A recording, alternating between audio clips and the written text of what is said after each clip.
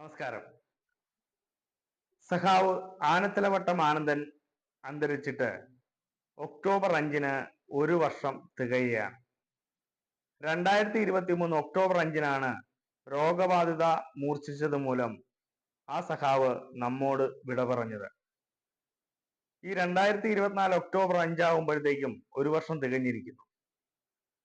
ആ സഖാവിനെ കുറിച്ചുള്ള ഓർമ്മപ്പെടുത്തലുകൾ വരുമ്പോൾ നമുക്ക് ആദ്യം ഓർമ്മ വരുന്നത് കയർ തൊഴിലാളികളുടെയും CITUവിന്റെയും ഉന്നത സ്ഥാനം അലങ്കരിച്ചിരുന്ന ഒരു വ്യക്തിത്വത്തിന് ഉടമയായിരുന്നു ആനത്തലവട്ടം ആനന്ദൻ.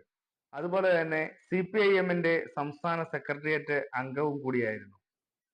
ആ സഖാവ് ഒരു സമ്മേളനത്തിൽ പ്രസംഗിച്ച പ്രസക്ത ഭാഗങ്ങളാണ് ഞാൻ പ്രേക്ഷകർക്ക് വേണ്ടി ഇവിടെ സമർപ്പിക്കുന്നത്. നമ്മൾ എങ്ങനെ നമ്മളായെന്ന് ഈ വീഡിയോയിലൂടെ നിങ്ങൾക്ക് കേരളത്തിന്റെ ചരിത്രവും അതുപോലെ തന്നെ ഇവിടുത്തെ തൊഴിലാളികളുടെ പ്രശ്നങ്ങളും എല്ലാം മനസ്സിലാക്കുന്ന രീതിയിൽ വളരെ വ്യക്തമായി ആനത്തലവട്ടം ആനന്ദൻ ഈ വീഡിയോയിൽ പറഞ്ഞിരിക്കുന്നു. വളരെ കുട്ടിയായിരിക്കുന്ന സമയത്ത് തന്നെ തൊഴിലാളി പ്രസ്ഥാനങ്ങളിലോടും വളരെ ആകർഷിക്കുകയും തൊഴിലാളികളുടെ പ്രശ്നങ്ങൾ ഏറ്റെടുത്തുകൊണ്ട് ആ തൊഴിലാളികൾക്ക് വേണ്ടി നിലകൊള്ളുകയും ചെയ്ത ഒരു വ്യക്തിത്വത്തിനുടമയായിരുന്നു ആനത്തലവട്ടം ആനന്ദൻ. വളരെ ചെറിയ പ്രായത്തിൽ തന്നെ ബ്രാഞ്ച് സെക്രട്ടറി ആവുകയും CPIMന്റെ ബ്രാഞ്ച് സെക്രട്ടറി ആവുകയും പിന്നീട് ലോക്കൽ കമ്മിറ്റിയിലും അതുപോലെ തന്നെ ഏരിയ കമ്മിറ്റിയിലും ജില്ലാ കമ്മിറ്റി ഉൾപ്പെടെ സംസ്ഥാന കമ്മിറ്റിയിൽ വരെ എത്തുന്ന ഒരു വ്യക്തിത്വത്തിനുടമയാണ് ആനത്തലവട്ടം ആനന്ദൻ. പിന്നീട് സംസ്ഥാന സെക്രട്ടേറിയറ്റിൽ പ്രവർത്തിച്ചു കൊണ്ടിരുന്ന സമയത്താണ് ആ സഖാവ് നമ്മെ വിട്ടു പിരിഞ്ഞത്. ഈ പ്രസംഗത്തിൽ കയർ തൊഴിലാളികളുടെയും കശുവണ്ടി തൊഴിലാളികളുടെയും അതുപോലെ തന്നെ കേരളത്തിലെ തൊഴിലാളി വിഭാഗങ്ങളുടെ എല്ലാം ജീവിത പ്രാരാബ്ദങ്ങളും അതുപോലെ തന്നെ ആ ജീവിതങ്ങളെ എങ്ങനെ മാറ്റിയെടുത്തു എന്നുള്ളതും ഈ 10 മിനിറ്റ് നീണ്ട പ്രസംഗത്തിൽ വളരെ വ്യക്തമായി നമ്മൾക്ക് കാണുവാൻ സാധിക്കും. ആ പ്രസംഗം നിങ്ങൾ കേട്ടിട്ട് വിലയിരുത്തുക, നമ്മൾ എങ്ങനെ നമ്മളായെന്ന്. അപ്പോൾ നമുക്ക് ആ പ്രസംഗം ഒന്ന് കേൾക്കാം. നമ്മൾ എവിടെ നിന്നാണ് ഇവിടെ എത്തിയെന്നുള്ള ഓർമ്മ വേണം.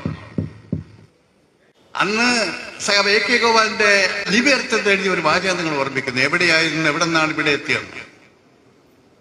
54-ൽ AKG പാർലമെന്റിലെ പ്രതിപക്ഷ നേതാവ്, അന്നത്തെ വ്യവസായ മന്ത്രി ഖുറേഷിയ ഈ കയർത്തുവാരുടെ കഥ പാർലമെന്റിൽ അവതരിപ്പിച്ചു. ഖുറേഷി പറഞ്ഞു, ഞാൻ എന്നാൽ അവരുടെ വീടുകൾക്ക് സന്ദർശിക്കാൻ, കേരളം സന്ദർശിക്കാൻ വരാം. കേന്ദ്ര വ്യവസായ മന്ത്രി ഖുറേഷിയും AK ഗോപാലിനും കൂടി ചേർത്തുള്ള ഒരു കയർത്തുകാരുടെ വീടിന്റെ മുമ്പിൽ പോയി നിൽക്കുകയാണ്. ആ കയർത്തുകാരുടെ അയാളുടെ ജീവിത കഥ, അയാളുടെ പ്രയാസങ്ങളെ ചോദിച്ചറിയാം. നാട്ടിലെ കമ്മ്യൂണിസ്റ്റുകാരൊക്കെ കൂടെ കൂടിയിട്ടുണ്ട്. ആ വീട്ടിനകത്ത് ഗൃഹനാഥൻ ഇരിപ്പുണ്ട്. ഗൃഹനാഥനെ വിളിക്കുകയാണ് പാർട്ടി പ്രവർത്തകര്. തന്റെ വീട്ടിന്റെ മുകളിൽ ആ കേന്ദ്രമന്ത്രി വന്നിരിക്കുന്നു, AK ഗോപാലൻ വന്ന് നിൽക്കുന്നു. എത്ര വിളിച്ചിട്ടും ആ ഗൃഹനാഥൻ ഇറങ്ങുന്നില്ല. സാഗർക്ക് അരിശം മൂത്തു, ഇയാൾ എന്ത് മനുഷ്യനാണ്. അപ്പോഴേക്കും കമ്പോളം ചന്തയിൽ പോയിരുന്ന അയാളുടെ ഭാര്യ അറിഞ്ഞു. അവരുടെ വീട്ടിന് മുമ്പിൽ മന്ത്രിമാർ വന്ന് നിൽക്കുന്നു. അവർ ഓടി വന്നവർ വീട്ടിനകത്തേക്ക് കയറി. ഇവിടെ മന്ത്രിയുടെ കൂടെ നിൽക്കുന്നവരൊക്കെ രോഷം കൊണ്ട് നിൽക്കുകയാണ്. വീട്ടിനകത്തേക്ക് കയറി നിമിഷങ്ങൾക്കകം അതുവരെ പുറത്തിറങ്ങാതിരുന്ന ഗൃഹനാഥൻ പുറത്തു വരികയാണ്. ആളുകൾ ശോഭിച്ച് ചോദിച്ചു, എന്താ താൻ ഇത്രയും നേരം ഇവിടെ ഇരുന്നത്, എന്തുകൊണ്ട് ഇറങ്ങിയില്ല, ഇവരിവിടെ വന്ന് കാത്തു നിൽക്കല്ലേ? അപ്പോഴാണ് അയാൾ കൈകൂപ്പി പറയുക, എനിക്കും അവൾക്കും ഉടുക്കാൻ ഒരു മുണ്ടേ ഉള്ളു. അവൾ ആ മുണ്ട് ഉടുത്തേണ്ട കമ്പോളത്തിൽ പോയി. അപ്പൊ ഞാനൊരു കീറ തുണിയും ചുറ്റി അകത്തിരിക്കുകയാണ്. അവളിപ്പോ തിരിച്ചു വന്ന് ആ മുണ്ട് എനിക്ക് തന്നു. അവളൊരു കീറ തുണിയും ചുറ്റി അകത്തിരിക്കുകയാണ്. ഞങ്ങൾക്ക് 2 പേർക്കും കൂടി ഒരു മുണ്ടേ ഉള്ളൂ. 54-ലെ കഥയാണ്. ഞാനൊരു കുറെ കാലമായി 50കൾ വിട്ടതിന്റെ കൂടെ നടക്കുന്നതാണ്. ഈ തൊഴിലാളിയുടെ വീടുകളുമായി നല്ല ബന്ധമുണ്ട്. സംഘടിപ്പിക്കാൻ പോയി വേളെ സംഘടിപ്പിക്കാൻ പോയാൽ ആ തൊഴിലാളിക്ക് നമ്മോട് വലിയ ആരാധനയും സ്നേഹവും ഒക്കെയാണ്. അവരുടെ കൂടെ നടക്കുന്നുണ്ടല്ലോ. കൂലി കൂടുതൽ 8 9 ആക്കണമെന്നുള്ള സമരത്തിനുണ്ടല്ലോ. ചാവ് വന്നാൽ ഒരു ഗ്ലാസ് വെള്ളം കൊടുക്കാൻ, വെള്ളം ചോദിച്ചാൽ തരാൻ നിവൃത്തിയില്ലാത്ത വീടുകൾ. വെള്ളമില്ലാഞ്ഞിട്ടല്ല, അതവര് കുടത്തിൽ കോരിക്കൊണ്ട് വെച്ചിട്ടുണ്ട് എവിടെന്നെങ്കിലും. അത് ഒഴിച്ചേരാൻ ഒരു ഗ്ലാസ് വേണ്ടേ? ചിരട്ടയോ ചട്ടിയിലോ എങ്ങനെ സഖാവിന് കൊടുക്കും?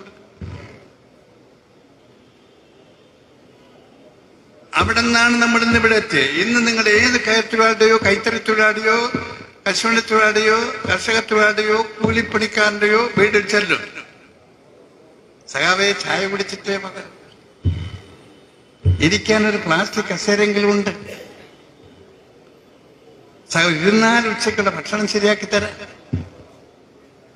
അന്നോ ഒരു ചായ, വെള്ളം തരാൻ നിവൃത്തിയില്ല, പിന്നല്ലേ ഒരു ചായ, ഒരു കട്ടൻ ചായ തരണമെങ്കിൽ തേയില വേണം, പഞ്ചാര വേണം, ചായ തരണമെങ്കിൽ പാല് വേണം. ഇത് മഹാഭൂരിപക്ഷം പണിയെടുക്കാൻ തൊഴിലാളിയും വീട്ടിൽ ഉണ്ടായിരുന്നോ?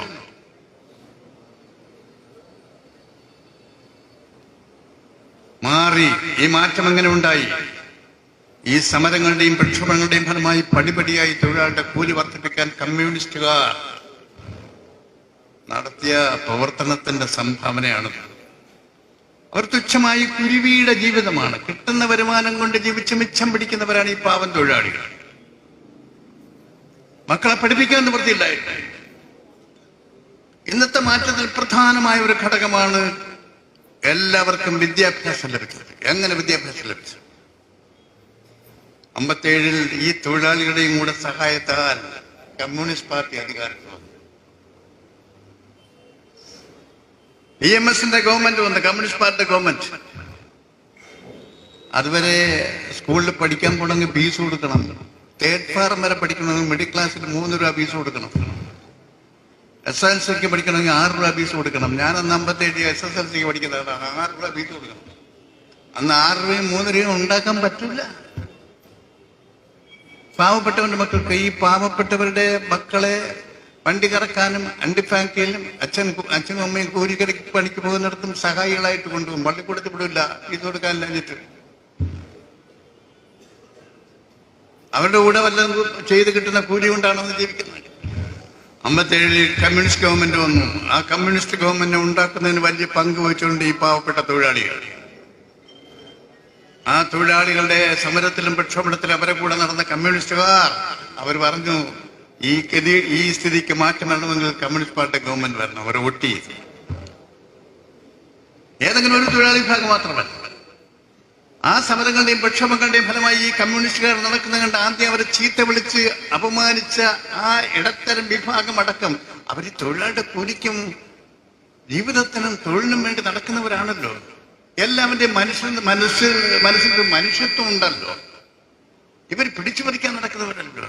അതുകൊണ്ട് ഇവരുടെ പാർട്ടിക്ക് വേണ്ടി വോട്ട് ചെയ്യണമെന്നൊരു ബോധം ഇടത്തരക്കാരടക്കം വോട്ട് ചെയ്യും. EMS അധികാരത്തിൽ വന്ന് ആദ്യം ഒഴിപ്പിക്കൽ നിരോധനം. ഈ തൊഴിലാളികൾ ജോലി ചെയ്തിട്ട് ചൈരി ചൂട്ടും തലയിട്ട് വെച്ച് സന്ധ്യയാകുമ്പോ വരുമ്പോ വീട് കാണൂല. മുതലാളിമാര് പൊളിച്ചു കളയും, ജന്മിമാര് പൊളിച്ചു കളയും.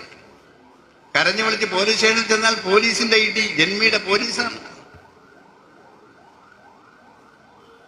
അധികാരത്തിൽ നിന്ന് ഒരാഴ്ച കഴിയുന്നതിന് മുമ്പ് ഗവൺമെന്റ് പ്രഖ്യാപനം, ആരുടെ പറമ്പിൽ കുടികിടന്നാലും കിടക്കുന്ന കിടപ്പാടം അവന്റേതാണ്. അത് പൊളിച്ചെറിയാനോ ചുട്ടുകരിക്കാനോ കൈകൾ ഉയർത്തിയാൽ കൈകൾക്ക് കയ്യാമം വെക്കും. ഇന്ത്യ ആകെ ഞെട്ടിവിറച്ച വിളംബരം. പാവങ്ങൾക്ക് കിടക്കുന്ന കുടിൽ കിടക്കാം. എന്തൊരാശ്വാസം! പണിയെടുത്ത് വരുമ്പോ കുടിൽ പൊടിക്കില്ല. രണ്ടാമത്തെ പ്രഖ്യാപനം, SSLC വരെ ഫീസ് കൊടുക്കാതെ പഠിക്കാം. സൗജന്യ വിദ്യാഭ്യാസം.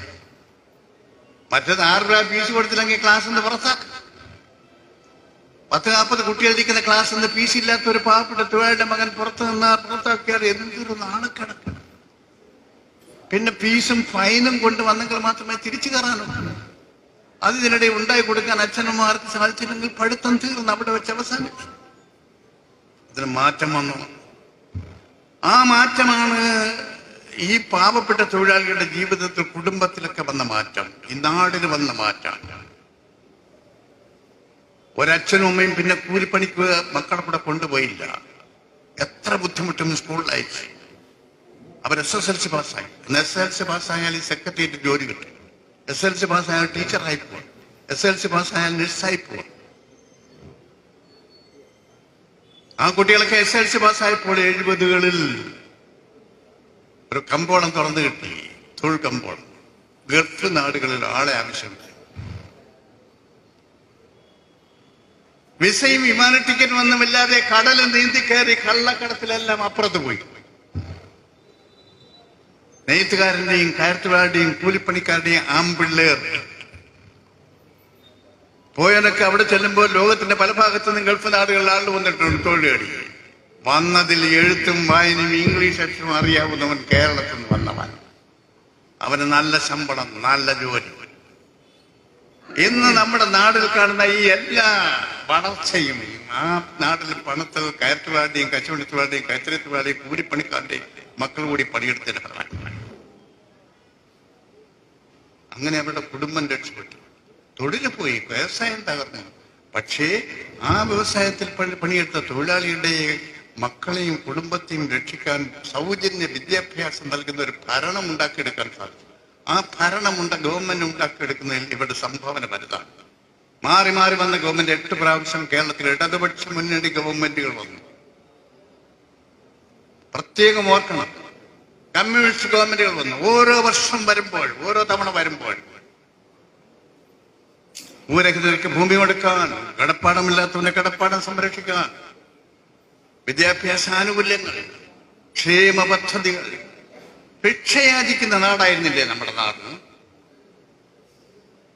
നമ്മുടെയൊക്കെ വീടിന് മുമ്പിൽ വരുമായിരുന്നില്ലേ കൂനിപ്പടഞ്ഞ് ഒരു അലുമിനി പാത്രവും ഒരു 3 വടിയും 10 പൈസ തരണേ, 60 വയസ്സ് കഴിഞ്ഞാൽ പണിയെടുക്കാൻ ശേഷിയില്ലാതെ വന്നാൽ പോറ്റാൻ ആരുണ്ടായിരുന്നു? ഇപ്പൊ ആരെങ്കിലും വരുന്നുണ്ടോ ഭിക്ഷക്കാർ? 60 കഴിഞ്ഞവൻ സകലർക്കും ഇടതുപക്ഷ ഗവൺമെന്റുകൾ അധികാരത്തിൽ വന്നപ്പോൾ സാമൂഹ്യക്ഷേമ പെൻഷൻ കൊണ്ടുപോകും. ഇപ്പൊ 1600 രൂപ വീതം 2 മാസത്തെ പെൻഷൻ ഒരുമിച്ച് വാങ്ങിയാണ് ഓണം ഉണ്ടത്. ഭിക്ഷ യാചിക്കാൻ നടക്കണ്ട. ഈ മാറ്റം ഉണ്ടാക്കാനുള്ള ഗവൺമെന്റുകൾ ഉണ്ടാക്കുന്നത്, അതിനുള്ള ഈ പാർട്ടികളെ വളർത്തുന്നത്, തൊഴിലാളി സംഘടനകളെ ശക്തിപ്പെടുത്തുന്നത്, ഈ പാവപ്പെട്ട തൊഴിലാളിക്കുള്ള പങ്കിനെ വിസ്മരിക്കാമോ? വേണ്ടപ്പെട്ടവർ ഗൗരവമായി ആലോചിക്കണ്ടേ? ആധുനിക സാങ്കേതിക വിദ്യയൊക്കെ ഉയർത്തിക്കൊണ്ടുവരുന്നതിനൊന്നും ഞങ്ങൾ ആരും എതിരല്ല. ഏത് IT മേഖല ഉണ്ടാക്കുന്നതിന് ഞങ്ങളല്ല. Computer engineer, software engineer, computer വ്യവസായം ഏതും കൊണ്ടുവന്നോളൂ. ഈ നാടിനെ സംരക്ഷിച്ചവർ, നിലനിർത്തിയവർ, മണ്ണടിഞ്ഞ് തീരുന്നതിന് മുമ്പ് അവർ ജീവിച്ചിരിക്കുമ്പോൾ അവരെയും സംരക്ഷിക്കാനുള്ള ബാധ്യതയുണ്ട്. 10 മിനിറ്റ് നീണ്ടു നിന്ന ഈ പ്രസംഗം നമ്മുടെ കേരളീയ സമൂഹത്തിൽ ഉണ്ടാക്കി തീർത്തിരിക്കുന്ന വളരെ വിപ്ലവകരമായിട്ടുള്ള മാറ്റങ്ങളെ കുറിച്ച് വിശദമായി തന്നെ സഖാവ് ആനത്തലവട്ടം ആനന്ദൻ ഇതിൽ പറഞ്ഞിട്ടുണ്ട്.